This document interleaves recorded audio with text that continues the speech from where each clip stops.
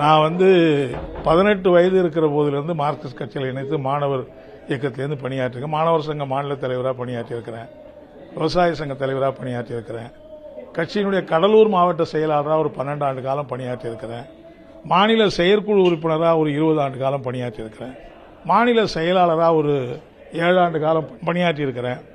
இந்த காலத்தில் பூராவும் மக்களுடைய உரிமைகளை பாதுகாக்கிற வரையில் ஏற்கனவே காவல்துறை அண்ணாமலை காவல் நிலையத்தில் இருந்த கொடுமையை எதிர்த்து மிக நீண்ட போராட்டத்தை நடத்தி அவங்களுக்கு தண்டனை வாங்கி கொடுத்தோம். கம்மாபுரம் காவல் நிலையத்தில் இயக்கப்பட்ட கொடுமையை எதிர்த்து மிக நீண்ட போராட்டம் நடத்தி கொடுத்திருக்கிறோம். எனவே இப்படி ஏறக்குறைய 18 வயதிலிருந்து ஏறக்குறைய 72 வயது நெருங்குகிற வரை ஏறக்குறைய 54 ஆண்டுகள் நான் கட்சிக்கு பணியாற்றியிருக்கிறேன். இன்னமும் கூட தொடர்ந்து நம்ம பணியாற்றுவோம். இப்ப மேலும் கூட நான் சில ஆண்டுகள் என்னுடைய பொறுப்புகளில் நீடிக்கலாம், வாய்ப்பெல்லாம் இருக்கு. ஆனாலும் நான் வாய்ப்பு இருக்கிற போதே அடுத்தவர்களை உருவாக்கி அடுத்த தலைமுறையை கொண்டு வரணும், கட்சியில எல்லா மட்டங்களிலும் புதியவர்களை கொண்டு வர வேண்டும் என்று நாங்கள் முயற்சி எடுத்துக்கிட்டு இருக்கோம். அப்ப பழையவர்கள் விடுதலை கொஞ்சம் விடுவிச்சாதான் புதியவர்களை பொறுப்பு கொண்டு வர முடியும்.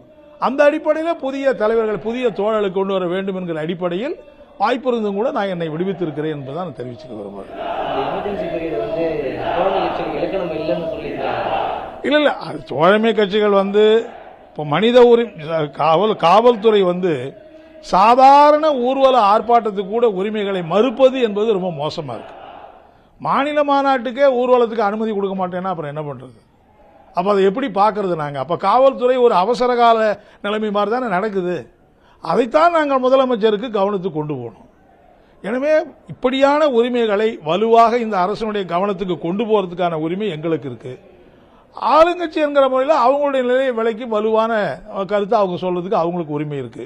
இது போன்ற ஒரு அரசியல் விவாதம் நடத்துவது என்பது ஒரு ஆரோக்கியமான அரசியலுக்கு வழிவகுக்கும் என்றுதான் நான் கருதுறேன். அமைச்சர் பொன்முடி சொல்லும்போதுன்னா, அதாவது அனுமதி பெற்று ஒரு ஆர்ப்பாட்டமோ போராட்டம் நடத்தணும் முதலமைச்சர் கருத்து இருக்கு, அதுதான் நாங்கள் கடைபிடிக்கணும் அப்படின்னு. இல்ல நாங்க அனுமதி கேட்டு அனுமதி கொடுத்தா தானே, அனுமதி கொடுக்கலன்னா என்ன பண்றது? இப்போ அனுமதி கேட்கிறோம், நீண்ட இடைவெளி இழுத்துக்கிட்டே இருக்காங்க. கடைசி நேரத்தில் ஒரு 2 மணி நேரத்துக்கு முன்னாடி அனுமதி மறுத்து கொடுக்குறாங்க. நாங்க என்ன பண்ண முடியும்?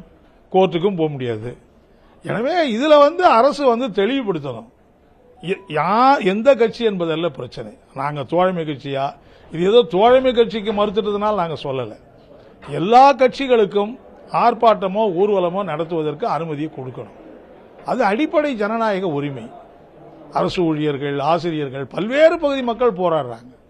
ஆனா அவங்களுக்கு அனுமதி கொடுக்கலன்னா அது எப்படி? அதே அனுமதி கொடுக்காம என்னதான் செய்யறது? அப்போ எங்களுடைய மக்களோட தங்களுடைய குறைகளை, கோரிக்கைகளை ஆர்ப்பாட்டமா ஊர்வலமா தெரிவிக்கிறதுக்கு இருக்கிற இந்த ஜனநாயக வடிவத்தை பயன்படுத்தாம வேற எப்படி அரசாங்கத்துடைய கவனத்துக்கு கொண்டு போக முடியும்? எனவே அதனாலதான் நாங்க இது நல்ல முறை இல்லை. இது நாங்க விரைவில் முதலமைச்சரையும் சந்திச்சு இது நல்லது இல்லை, இதனால அரசுக்கு அவப்பெயர் தான்.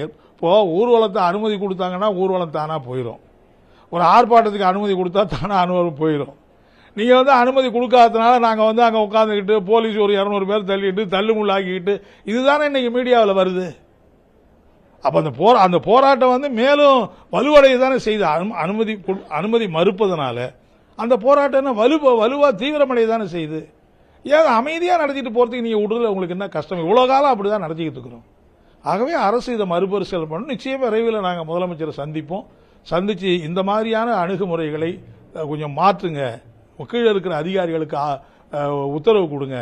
இதெல்லாம் இந்த மாதிரி ஜனநாயக உரிமைகளை பறிக்கிற முறையில் காவல்துறை நடந்து கொள்ளக்கூடாது என்பது அறிவுறுத்துக நாங்கள் சொல்ல இருக்கோம்.